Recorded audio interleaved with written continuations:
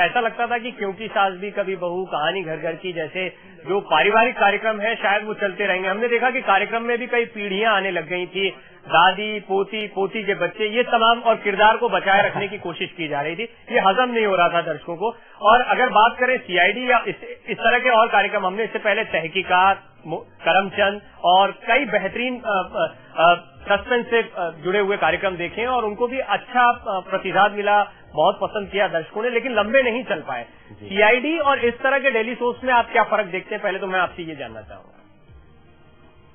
नहीं, एक टाइम तो ऐसा आया था कि जब ये सास बहू की भरमार हो गई थी, तब तो ऐसा लगा था कि शायद अपना टाइम भी आ गया है जाने का। हाँ, ऐसा लगा ही था। और शायद कई बार एक सजेशन भी आया कि सीआईडी का नाम केआईडी कर दो तो शायद चल जाएगा। मगर मगर हम लोग अपने उसमें लगे रहे और हमारा विश्वास जो था वो हमें इसमें से निकाल के ले गया।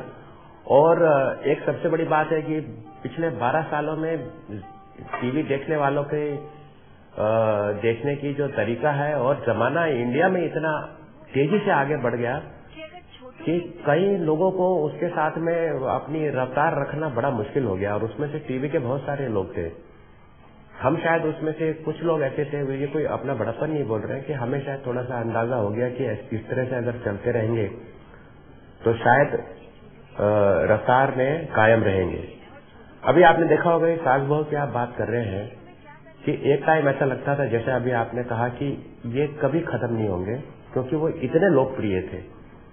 मगर जिस दिन खत्म हुए उस दिन अभी उनका नाम भी कोई लेने के लिए तैयार नहीं है। दूसरी सही कह रहे हैं आप, ऐसा लगने लगा था अपच हो गई, अजीर्ण हो गया, यानी बहुत जरूरत से ज्यादा दर्शकों के सामने परोस दिया गया। इस वक्त जब मैं खड़ा आपसे बात कर रहा हूं तो मेरे पीछे लिखा हुआ चालू टीवी। आपको लगता है कि इस दौड़ में, लंबा खींचने की दौड़ में, वाकई टेलीविजन चालू हो गया था और दर्शकों को बेवकूफ बनाने की कोशिश की जा रही थी, जिसे दर्शकों ने नकारा? नहीं, मैं ऐसा तो नहीं कहूंगा, क्योंकि अब जो हमारे साथ जो 7-8 राइटर्स हैं, जितनी मेहनत वो करते हैं, तो मैं उनको देख के मुझे लगता है कि जो मुझे मालूम है कि टीवी के लिए लिखना एक दुनिया की सबसे मुश्किल चीज है। तो उन राइटर्स ने जिन्होंने वो सीरियल लिखे, उनकी मेहनत को नकारा नहीं जा सकता है। टीवी की डिमांड इतनी है, इतनी ज्यादा है कि हर रोज एक नई चीज पेश करना हर एक के बस की बात नहीं है। तो अगर ये कहना कि वो जरूरत से ज्यादा दिखाया जा रहा था या पीढ़ियां बदली जा रही थी, वो एक टेक्निक है जो इस्तेमाल की जा रही थी और वो किसी हद तक चली थी। साहब, इसी तकनीक की तो मैं बात कर रहा हूँ। जब रामायण महाभारत आए, कुछ एपिसोड फिक्स थे, उसके बाद में इतने लोकप्रिय, अगर इन्हें सालों चलाया जाता तो मुझे पूरी उम्मीद थी कि लोग उसी तरह सड़कें खाली करके घर में टेलीविजन के सामने अगरबत्ती लगाए बैठे रहते, जो क्रेज था रामायण का और महाभारत का। लेकिन उनको एक फिक्स समय के बाद बंद किया गया, या जब प्लान किया था प्रोड्यूसर्स डायरेक्टर्स ने तब खत्म किया गया। आपको नहीं लग रहा था कि लोकप्रियता बढ़ने के बाद प्रोड्यूसर्स डायरेक्टर्स में लालच आ जाता है और वो बढ़ाते चले जाते हैं, स्क्रिप्ट को, कहानी को जबरदस्ती खींचते हैं, जो उतनी रोचक नहीं होती जिसकी वजह से लोकप्रियता इस सीरियल को मिलती है?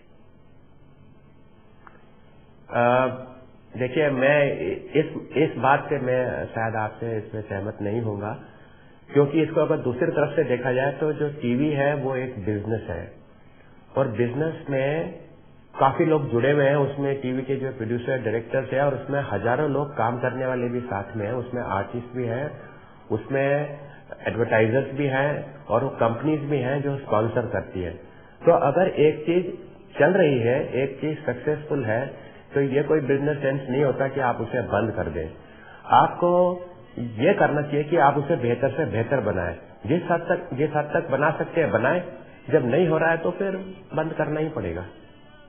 लेकिन सिंघल साहब, आपने खुद कहा कि इन सीरियल्स का कोई नाम तक नहीं लेता जो कभी बहुत लोकप्रिय थे, लेकिन रामायण महाभारत को आज भी याद किया जाता है। आपको नहीं लगता दुर्गत नहीं करनी चाहिए ऐसे बढ़िया सीरियल्स की जो जन लोकप्रिय हुए हैं, जनता ने जिन्हें पसंद किया है, बाद में जब जनता उन्हें नकार दे तभी उन्हें दूर किया जाए?